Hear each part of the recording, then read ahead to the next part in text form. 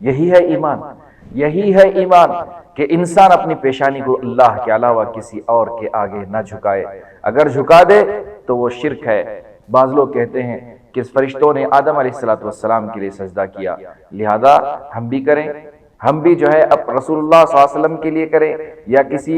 کسی ولی یا پیر یا فقیر کے لیے کریں۔ معاذ اللہ، معاذ اللہ، یہ بات یقین کے ساتھ جان لیں، جو پہلے لوگوں کی شریعت تھی وہ ہمارے لیے نہیں ہے۔ لہذا رسول اللہ صلی اللہ علیہ وسلم نے فرمایا لعن اللہ الیہود والنصارى اتخذوا قبور انبیائهم مساجد الا فانی انہاکم عن ذلک۔ رسول اللہ صلی اللہ علیہ وسلم نے کہا کہ اللہ تبارک و تعالی یہود و نصارہ پر لعنت بھیجے، انہوں نے اپنے انبیاء کی قبروں کو سجدہ گاہ بنا لیا، تم ایسا مت کرنا، میں تمہیں اس سے بچاتا ہوں۔ لہذا رسول اللہ صلی اللہ علیہ وسلم نے قیامت کی نشانیوں میں سے ایک نشانی یہ بتائی کہ قیامت ان لوگوں پر قائم ہوگی جو سب سے برے ہوں گے اللہ کے پاس، اللہ کے نزدیک سب سے زیادہ بدتر لوگ ہوں گے، اور دوسرے وہ جو اپنے انبیاء کی قبروں کو سجدہ گاہ بنا لیں گے۔ قبروں کو سجدہ گاہ بنانا یا کسی پیر یا ولی کی مزار کو سجدہ گاہ بنانا یہ سراسر شرک ہے، یہ سراسر شرک ہے، کیونکہ سجدہ اللہ کے علاوہ کسی اور ذات کے لیے جائز نہیں ہے۔ لہذا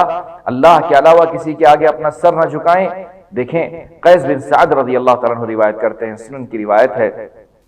کہ قیس بن سعد رضی اللہ تعالیٰ عنہ رسول اللہ صلی اللہ علیہ وسلم کے دربار میں حاضر ہوئے اور کہا اللہ کے رسول، میں یمن میں حیرہ شہر گیا تھا، وہاں کے بادشاہ کو میں نے دیکھا کہ لوگ اس کے آگے سجدہ کرتے ہیں، میں نے سوچا کہ میرے رسول صلی اللہ علیہ وسلم اس کے سب سے زیادہ حقدار ہیں، لہذا میں نے یہ کرتے ہوئے دیکھا تو آپ صلی اللہ علیہ وسلم نے کہا ایسے مت کہو، ایسے مت کرو، کیا تم میری قبر کے پاس آؤ گے تو سجدہ کرو گے؟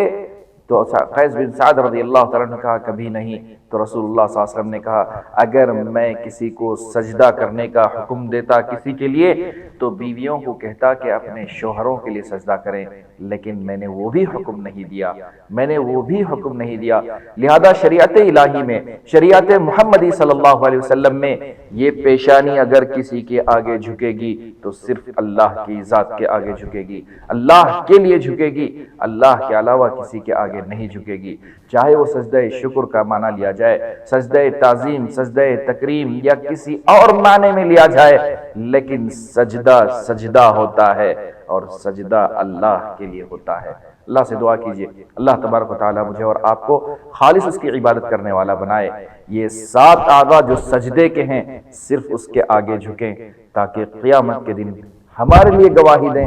ہمارے خلاف گواہی نہ دیں، کیونکہ اللہ سجدے کے لیے بلائیں گے، اس دن وہ اعضاء نہ جھکیں گے جو اللہ کے لیے نہیں جھکتے تھے۔ اللہ تبارک و تعالی مجھے اور آپ کو دنیا اور آخرت دونوں کی سعادت نصیب فرمائے، آمین۔ سبسکرائب کیجئے ہمارے چینل اور دبائیے بیل کا آئیکن تاکہ آپ کو ریگولر نوٹیفیکیشن اپڈیٹس مل سکیں۔